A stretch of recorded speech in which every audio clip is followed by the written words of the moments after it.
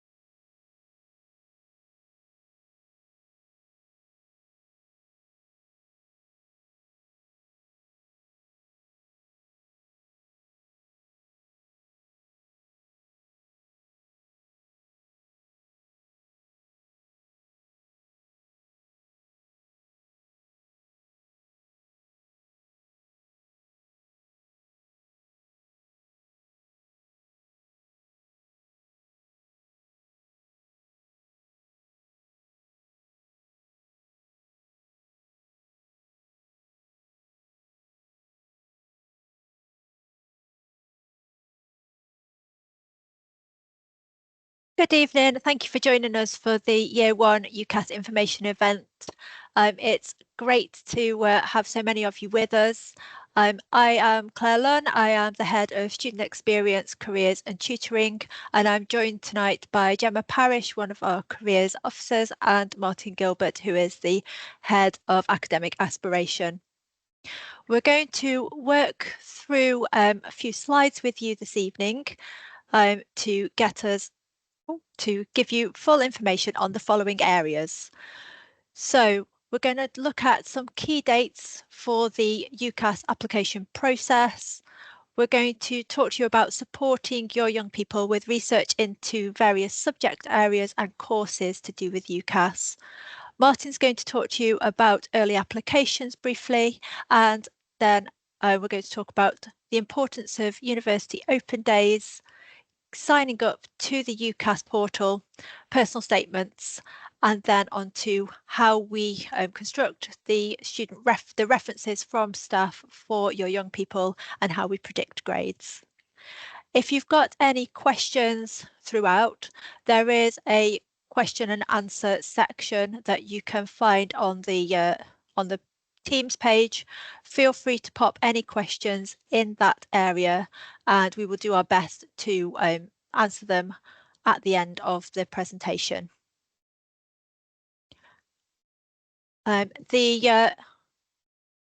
This will be recorded, so the full thing will be recorded and it will be available to you following the event for you to have a watch of later on if you have missed anything.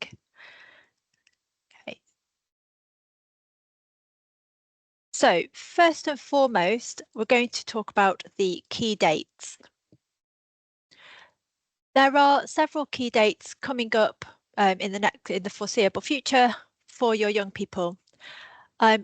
Pre-breaking up for the summer, the students have been, over the last few weeks, selecting their subject referees and getting started with their personal statements. So we will talk to you about the learning that they have had over the last few weeks so that you are in the loop as to what they need to be doing over the summer. The 14th of August, I would be remiss if I didn't mention that the 14th of August is our Level 3 results day, and that following the report, that the results will be posted online. I'll talk to you more about that in just a second. Following on from the 14th, tutors will be back in college and will call all of our first years on the 21st of August to talk through those results and to discuss any changes to programme that may be needed for any young people, but also to support them back into college ready for Friday the 5th of September, when we have our Refreshers Day at college and they will be coming back in to start learning again. The next set of dates on the bottom line are all to do with UCAS. So on the 1st of October, that is our internal early applicant deadline, something that Martin will be discussing with you later. And the 15th of October is the UCAS early applicant deadline, which is quite quick after the summer. So the importance of that is sort of very quick when they get back to college. We have got our own internal deadline for all other UCAS applications of the 13th of November. That is for students to get their applications in for UCAS so that we can have the opportunity to check that thoroughly, to go through their personal statement with them, and to make sure that a tutor reference is done, personalised, ready for that student, and that we can get them all to UCAS by their equal consideration deadline of the 14th of January. It may seem like a longer time between the 13th of November and the 14th of January, but due to the high volume and also the break in the middle where we break for Christmas, it does end up being quite a short period of time for that.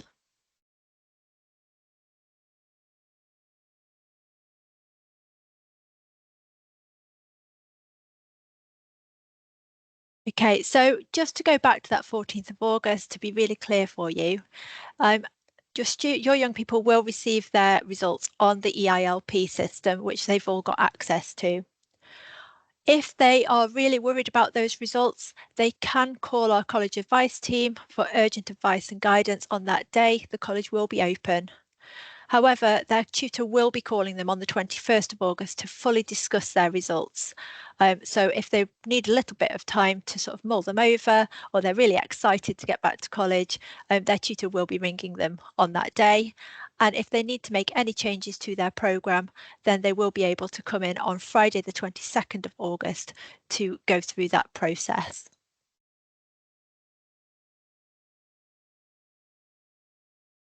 Okay, so I'm going to hand over to Gemma at this point, who's going to talk to us about the, oh, my mouse has disappeared. Sorry, Gemma. Who's going to talk to us about supporting the research into universities. Hi, welcome. My name's Gemma. I'm a careers advisor here at Exeter College. It's great to be here with you this evening. So I'm going to talk briefly about how you can support your young person with researching subject areas and choosing the right course for them when applying for a UCAS. So I think it's important to start with like the basics. So it is clear to know that actually it's 5 options, and that is 5 options whether you're picking so that can be different universities or can be the same. So it's 5 choices. It's important to pick the right one for them. At this stage, it's often about keeping options open, but making informed decisions. So it is important to think about entry requirements, and that's about UCAS tariff points. So if you're unaware of UCAS tariff points, there is a UCAS tariff calculator, and actually level 3 courses, which A-levels are worth UCAS tariff points. The higher the grade, the more the points. With some university courses, it's all about the points, and for others, it's about the points and the subjects. It's important to have a look at entry requirements and see what exactly the course of interest and the course that's right for your young person actually is a realistic option. So it's important to check those specific requirements. So key things, what should I be thinking about? What should I be advising? So I suggest you advise your students to think about their interests, their strengths. What subjects do they enjoy? What are they good at? Can they link hobbies and skills or careers ideas to particular subjects, things that stood out? We recommend that you utilise tools such as the UCAS Hub, Career Pilot, and the National Careers Service. So think about future proofing is really important. There's lots and lots of really great tools out there, so it's about utilising those.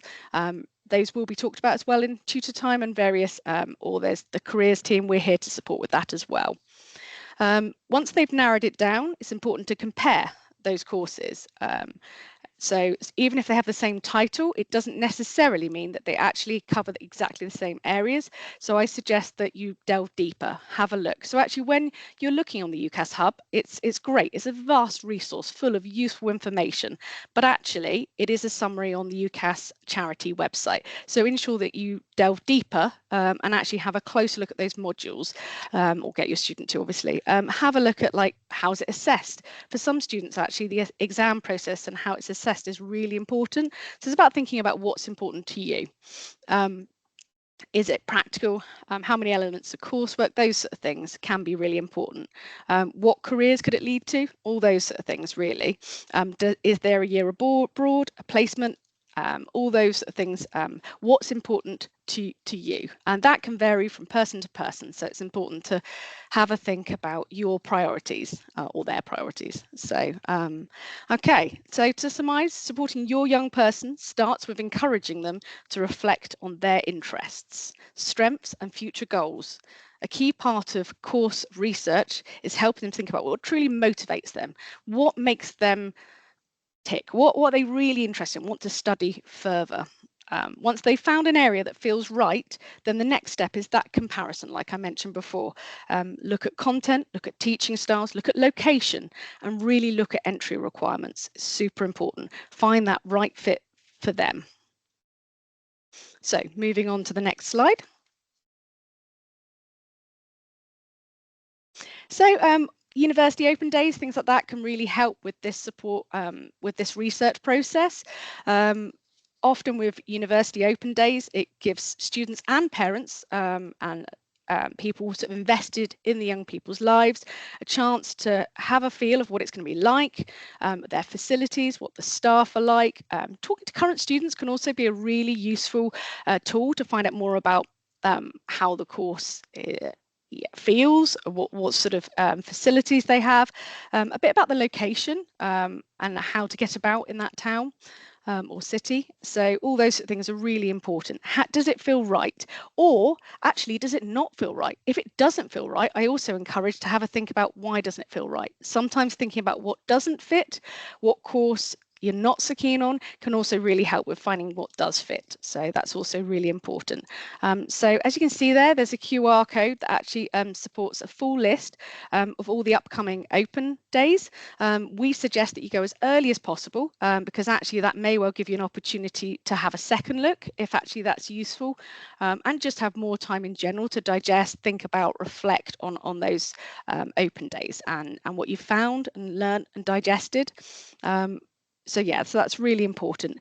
Encourage them to make use of their tutors and their college careers team, which I'm lucky enough to be a part of. We're here to support them every step of the way. So hopefully that's given you a bit of an insight into those options, thinking about different ways to look at which subject. So I shall now pass on back.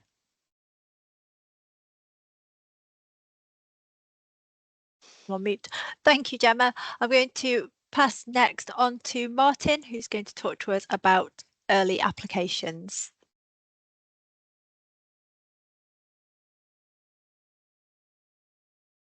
Thanks, Claire. Could I just have the next slide? Good evening, everyone. My name's Martin Gilbert, and I'm the Head of Academic Aspiration at Exeter College. And one of my roles is to look after all of the early UCAS applications every year. So first of all, what is an early UCAS application? So if you are supporting anyone at home that is applying to any course at the University of Oxford or Cambridge, then you come into this category. And also if you're supporting anyone applying to medicine, veterinary science or dentistry, and that includes with a foundation year. So some of these courses come with an extra year. So if you are supporting anyone at home that comes into, wants to apply to any of those courses, then the UCAS application deadline is much earlier than it is for most courses. So the early application deadline, the national deadline, is the 15th of October, which is soon. And it comes very quickly after all the year 13s come back to college. So time is quite precious between when they come back and that national deadline. So to help us, to give you an idea, we have about 120 applications to these universities. And so that's quite a lot of work to get done in a short amount of time. So we're asking the students, the candidates, to finish their part of the application by the 1st of October. So if you have got someone at home that you're supporting through that, can you write that down big in your diaries, that internal application deadline is the 1st of October. Now, I'm not sure when the year 13s come back to college, but I'm presuming it's the early September. So really the timeline we're talking about is about 3 weeks to get together a shiny, perfect application for one of these high tariff university courses. So what we are asking students to do, well, firstly, we have run quite a few sessions at college over the last, well, since about March time. We've been running some support sessions for these early applicants, and I've had a few one-to-ones with many of them. I think if you're supporting someone at home that I don't know about, that hasn't been to any of those support sessions, can you please get them to contact me as soon as possible? I think it's really important that they identify themselves so that I know who those applications are going to be, and we can sit down and have a one-to-one. Come the new academic year, immediately I'm going to invite all the early applicants for a one-to-one with me, and we will discuss through their applications whether there is any pre-interview tests, interviews, all those kind of things. We will talk through all of their hurdles in their application process, and we will of course talk about the personal statement. I think Claire's going to talk a little bit more about personal statements maybe a bit later, but certainly candidates need to have a first draft of their personal statement by the time they come back to college in September, so that we're working with a draft when we meet for that first one-to-one. I think that's about it for me, short but sweet. I think, something I did want to say, sorry, Claire, something I did want to say is often I'm asked, why is the internal deadline on the 1st of October and the national deadline is on the 15th? I just want to give you an idea that with the number of applications that we are processing, we're really important with the calibre of these universities and courses. It's really important that we get the application as shiny as possible, that we weave together the personal statement and the academic reference, and to do that, working with tutors and with me and with the candidates, we have to have that 2-week buffer to make sure that those applications are as shiny as they can possibly be. We're really good. We have excellent progression onto these courses and these universities, so they are in safe hands, but it's really important that they're identified to me as soon as possible. That's it from me. I'm hanging around for questions, but Claire, I'm going to hand back to you. Thank you, Martin. There is one question that's come up on the Q&A already, which is, does midwifery fall under medicine? No, that doesn't come with the early application deadline. So that's a normal January deadline, national deadline course. Yes, good question. And that's the same for paramedics. Yeah, just the main medicine and foundation to medicine courses come with that early application deadline. Thank you, Martin. Okay, so I've just been having a look through some of the questions and answers. A couple of people have mentioned that their young people haven't either had some of this content, and that their young person hasn't necessarily mentioned this type of content to them. So this has gone out in a live tutorial to A-level faculties, and to the T-levels and BTECs, then this was sent as a recording to students via their tutors. If your young person says they haven't seen it, if you drop me an email or a Teams message, then, or they send me a Teams message, then I will happily share that recording with them, so that they can definitely have seen this. Okay, so the next area for us to have a little look at is just making sure that you know what your young person has seen and where we've advised them to go. So in order for them to access the things that Gemma was talking about earlier, we've encouraged all of the young people at college on a level 3 qualification to visit the UCAS website. I've popped a QR code on this slide so that if you want to have a look at the UCAS portal, you absolutely can. Under the Discover section, which you can see on the top left-hand side of the screen, there are a multitude of resources that are open to anybody, so you don't need an account to look at those. So you're very welcome to have a look at those and to sort of dig around looking at some of the courses that they might be applying to. We have encouraged all young people to sign up for an account with UCAS because this doesn't necessarily mean that they have got to apply to university. It just gives them the tools and the skills to do so if they wish to. So this exact slide would be what your young people have seen themselves. We then have talked to them about the hub. So the UCAS hub says start an application, and if they want to apply to go to university in the 2026 series, then this is where they would click. Also on the Q&A, I have seen a question about what if they want to have a gap year. We would encourage young people to still start an application with us while they are studying, because they will be supported through that process for the whole year during their second year of study with us, to make sure that they do fill in all the boxes appropriately and effectively throughout the whole process. And we will work with them, and have been over this period of time, the last 3 weeks, on things like personal statements and making sure that they've got a really solid reference to follow them into that university career. When they go in to do that application, they can say, click a tick box to say, I would like to defer this place, and it's at the university's discretion, and you can see that in the course guides for the universities whether they accept deferred placements or not. So when they click on start an application, what they will see is a drop-down menu that asks them where they are studying, which they would hopefully pick Exeter College, as they're studying here, and then they input our buzzword. The buzzword for this year is XCOL26. It is all lowercase, and that then links them to our centre. Once they've linked to our centre, they are able then to select a tutor or to select default if they can't find their tutor's name. So that process is available, and it is open for them to do right now. It might be that their tutor changes between year 1 and year 2. This sometimes happens. Therefore, if they need to pick default for now, then we will allocate them to the appropriate tutor as soon as that information is available. Once they've got that application in process, they will be able to start filling in their personal details. On a later slide, I've got a visual of the checklist that is going out to all of our tutees, so that they can make sure that they've filled in all of those boxes appropriately, and that they've selected the correct options as they get there.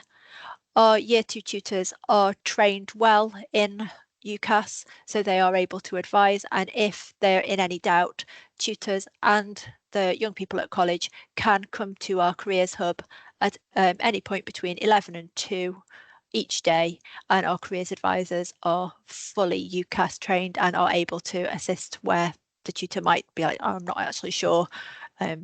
Our careers advisors will definitely know the answers, or will be able to find out very quickly for them.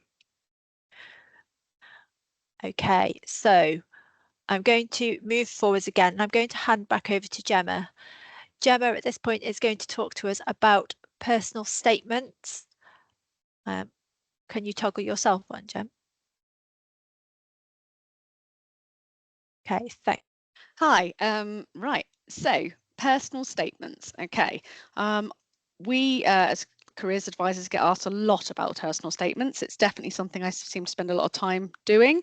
So I think the key thing is where they sit in the application. Okay, so most of the UCAS application is very factual. It's what's my name, what's my address, those sort of things that are very factual. What grades have I got? Currently, yeah, and pending. So it's really important that your young person puts all of that in. The personal statement is the one bit that actually is exactly what it says on the tin. It's more personal, okay? It is your young person's opportunity to really showcase why they're interested in the course, their depth of knowledge. So the universities will be able to see what qualifications they have, because that will all be in the application. What they can't see though is what's that real depth of knowledge, what sparked that interest to want to study to a higher, more in-depth level, and that's what basically the personal statement is all about. So often when talking about the personal statement, I often refer to what we refer to as the ABC, sort of listed on there. So A is the activity, the what. The B is the benefit, so what's the knowledge, what have they learnt or developed. And the C, the course. How does it link, or is it relevant to the course they're applying for?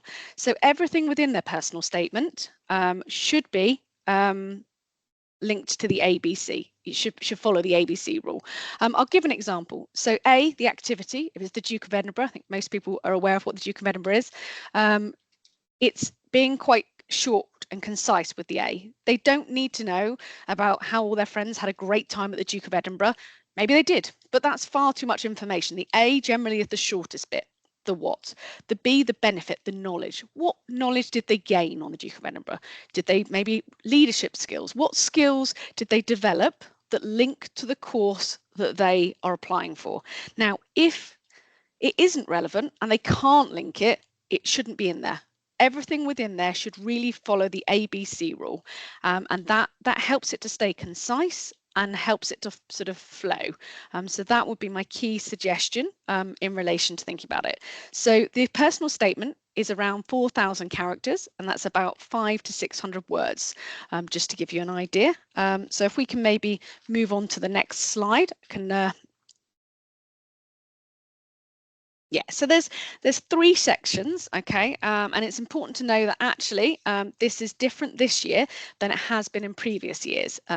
So that being said, yes, there's going to be 3 questions, and actually your young person will need to answer those 3 questions, and there is a minimum word count, as you can see there.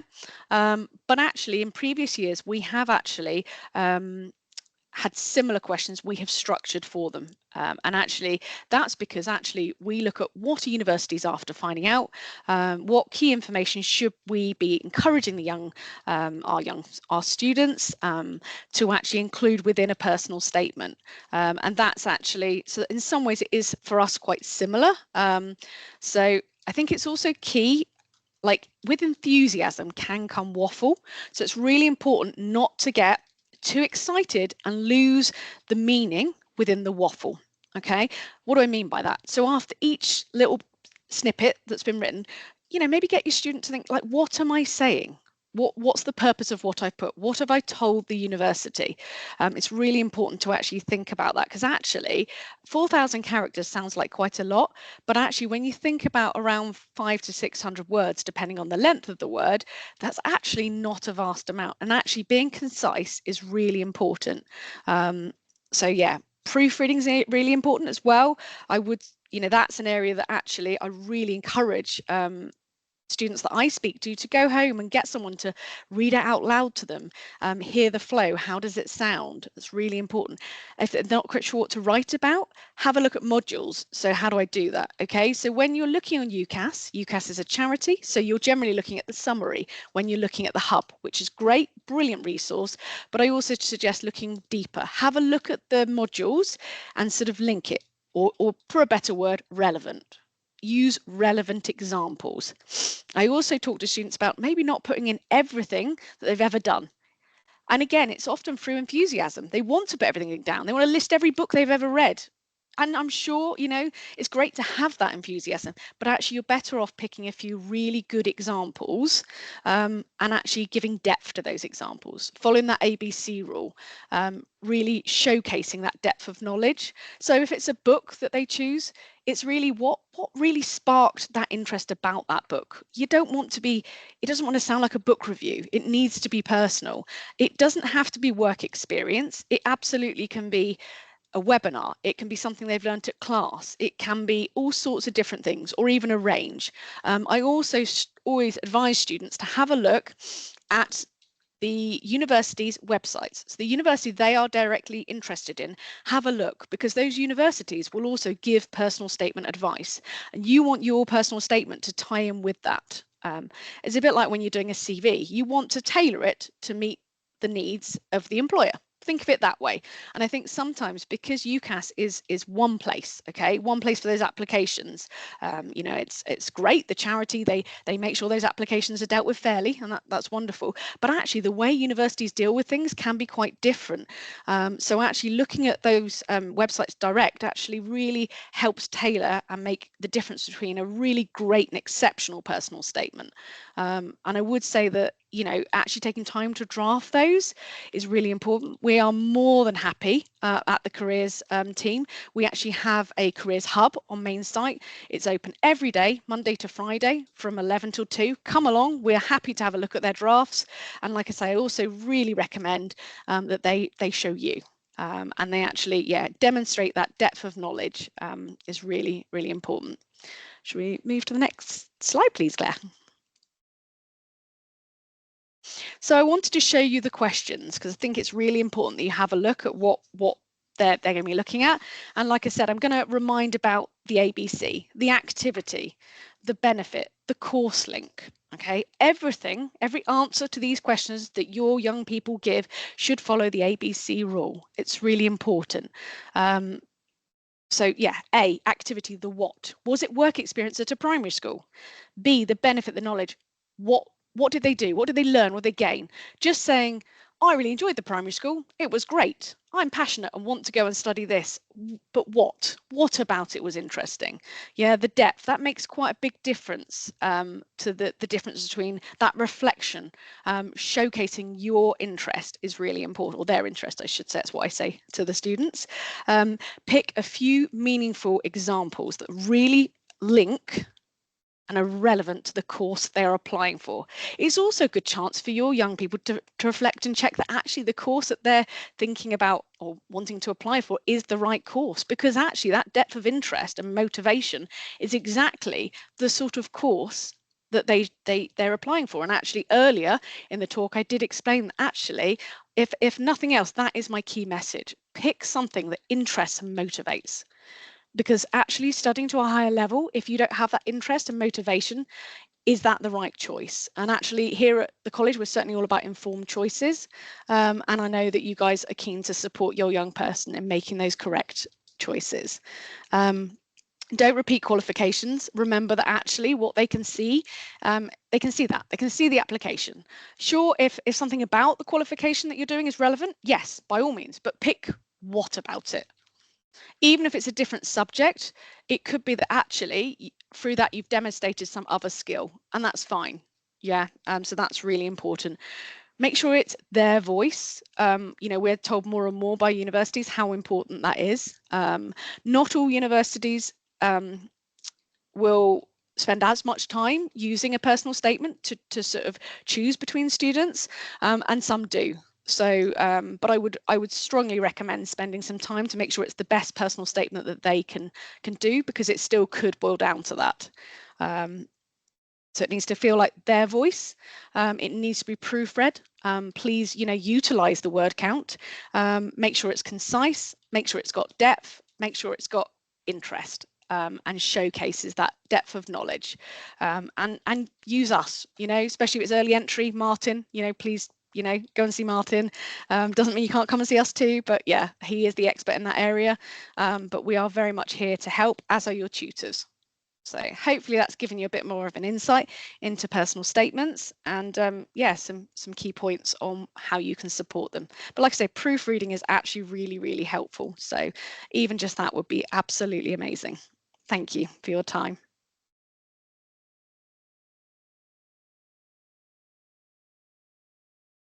Thank you, Gemma. Fab. Just one question that's come into the Q&A was about if you are sort of in two minds between two different subjects and trying to decide, for example, two very different subjects like film and sociology. It's absolutely has been the case in the past. The idea of the personal statement is to get young people thinking about and reflecting on why they particularly want to study that subject at a higher level.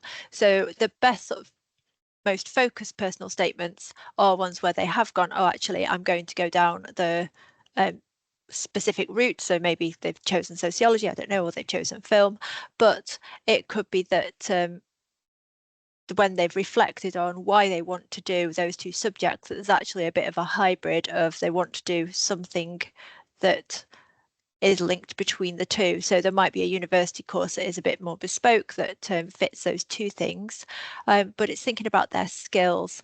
So the best personal statements do focus on one key area if possible. Hopefully the sort of the thinking and the reflection that's involved in writing one would lead them down that path. So that's just something to think about in terms of getting to writing that personal statement. But tutors would have those conversations and would guide and support where possible. Okay, so if we have a look at the reference next, and then we have got a bit of time for questions and answers, so we can have a look at a few more of those in a moment. So the reference that goes on to the UCAS portal comes from the second year tutor. So the second year tutor is responsible for writing that reference for each one of their tutees. Now, what we have set up and done this year is to make sure that the year one tutor has written a reference about young people that they have known for almost a year now. So they've reflected on their time working with those young people. And the students have had the opportunity to select one of their subject teachers who taught them, or that might be the same person. So that might be that their tutor is the most equipped person to write that subject specific reference for them as well.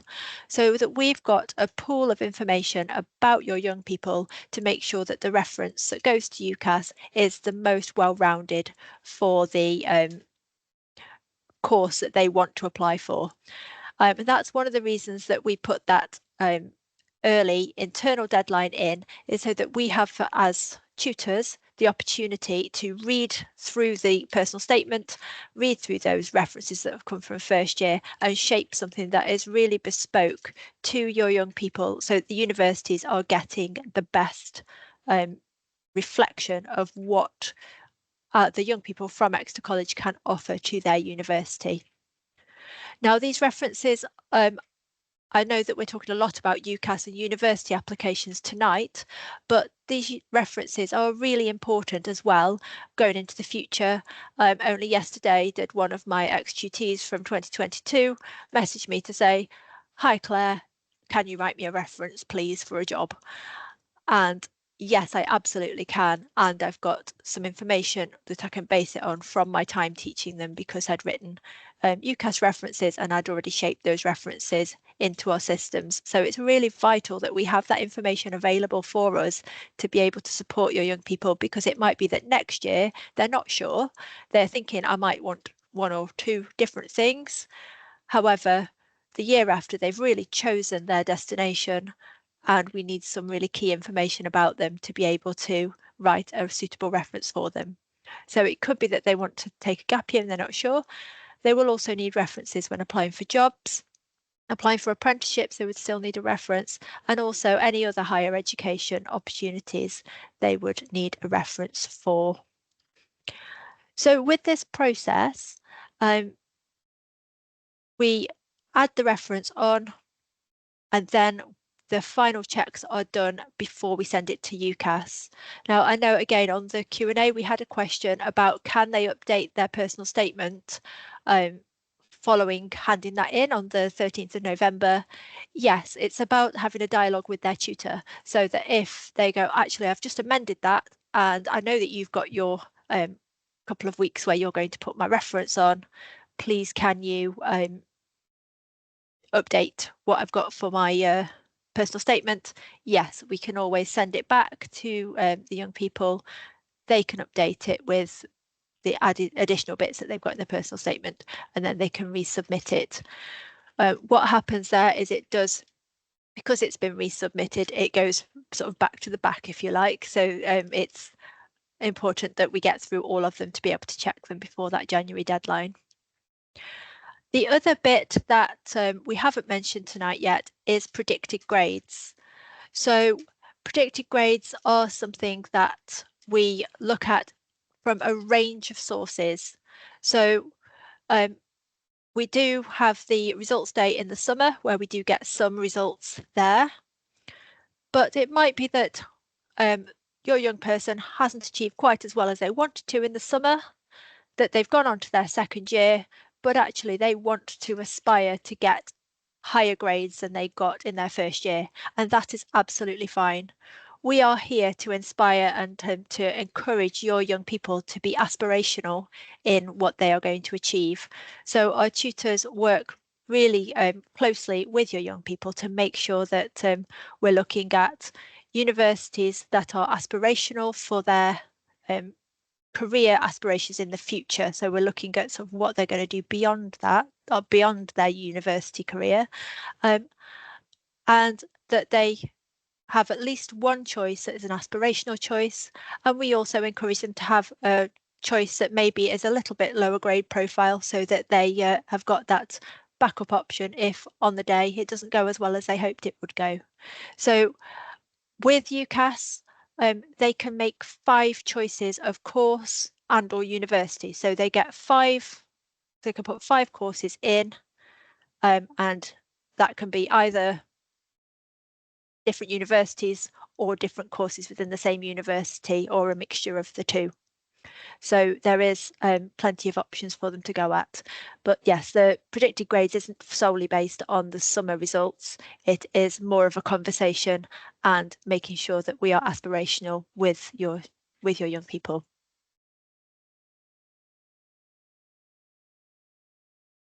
Oh. So at college, we have got lots of support available. You've heard from Gemma and from Martin tonight about who are some of the people that are offering that support. You can see on the screen some checklists which are heading out to all of the level 3 year ones over this week to make sure that they have got a bit of a checklist about what they need to complete for UCAS.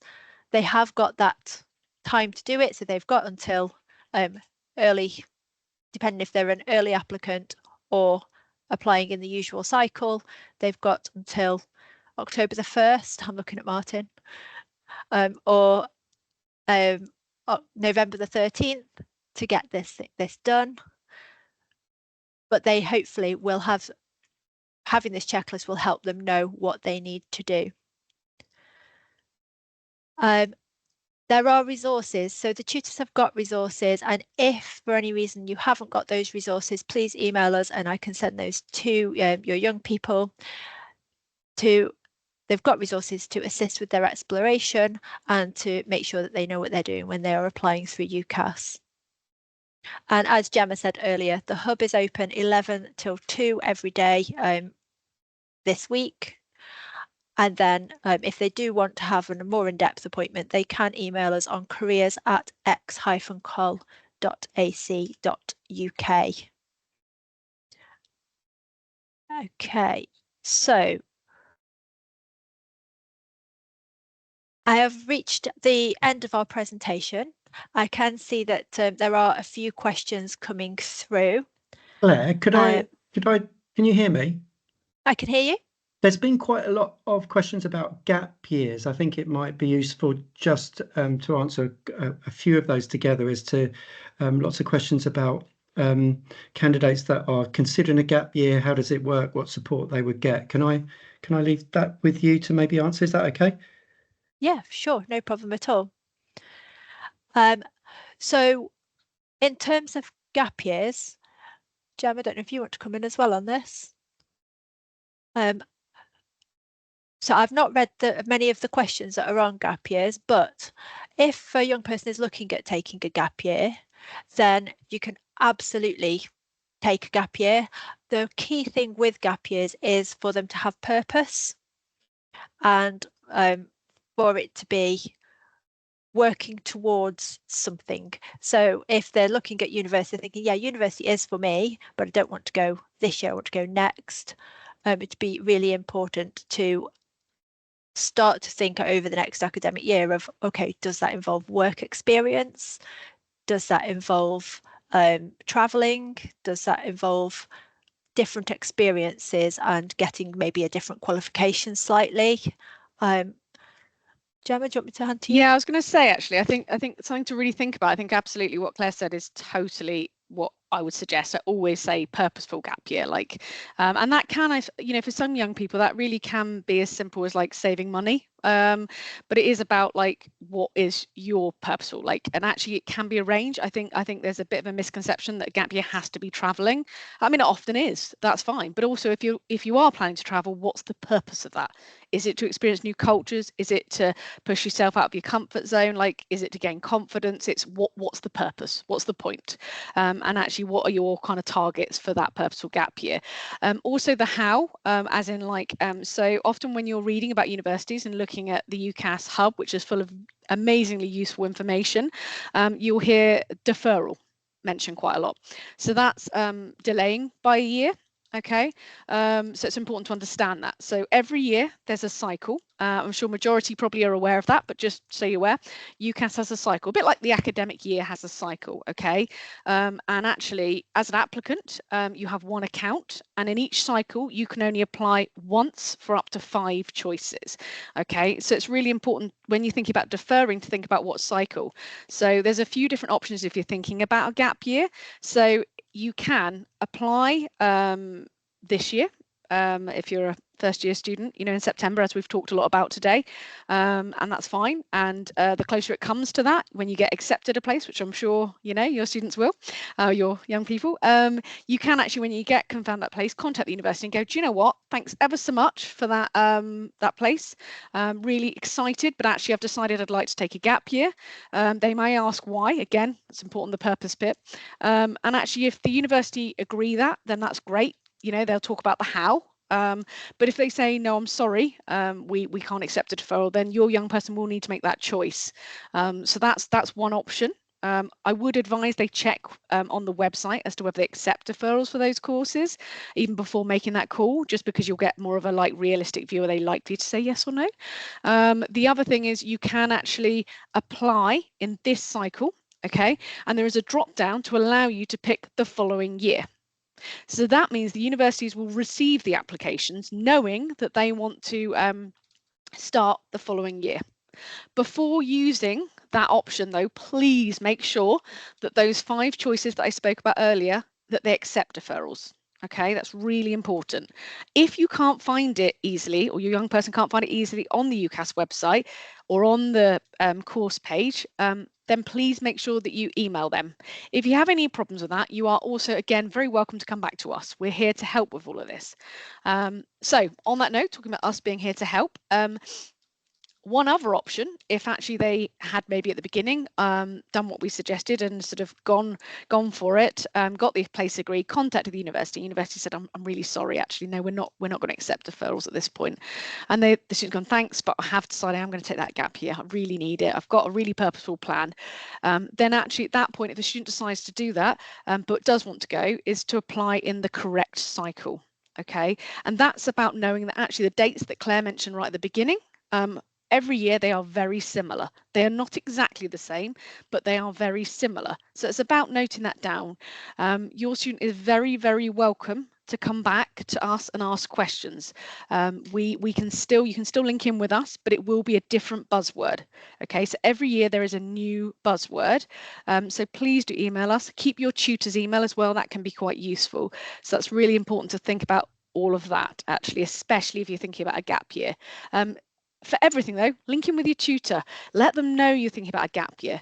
They'd love to hear what your idea, your young person's ideas are. We would love to hear too. Come and speak to us in the Careers Hub. But importantly, it's actually, if you let the tutor know, it also makes it more seamless. And actually, we are all here to support with this transition.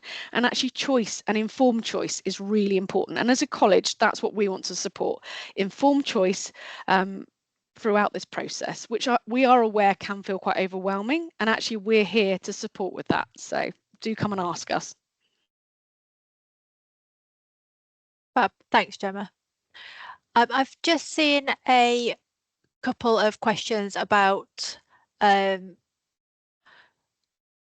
sorry, lost my train of thought there. I've just seen a couple of questions about apprenticeships. So about what provision is put in place to support with apprenticeships, as well as UCAS. Tonight has primarily been about sort of applying through UCAS for university places, but there is a suite of support for apprenticeships as well. So our apprenticeships team support our careers hub and are able to come into tutor groups and talk to tutor groups. We also have tutorial information about apprenticeships that are available. The Apprenticeships Hub, which is situated on Queen Street, offer advice and guidance around apprenticeships as a dedicated service. So they are able to offer lots of information about that for young people. And when we get round to sort of next March, somebody said about applying for 2026. The important thing with an apprenticeship is having the job to support the apprenticeship provision in preparation for September. So over the last couple of months in the tutorial guidance, we've been talking about applying for apprenticeships as early as possible. So potentially now or a few weeks ago if they've received that information, but now would be absolutely fine. And then spending the summer making sure that they've found that employer that's willing to support that apprenticeship to make sure that they are able to take up that opportunity. But our apprenticeships team are excellent. Okay, I'm going to hand back to Gemma. I think Gemma's going to answer one of the other questions that we've. Hi, I thought it was really important. I did spot a question about the cost of the application, which, I'm aware for some students, is really, really relevant, and particularly if they're still feeling a bit unsure. So, okay, so it's going to cost, it's £28.50. That being said, if actually that was a barrier to applying, please, get a young person to speak to your tutor.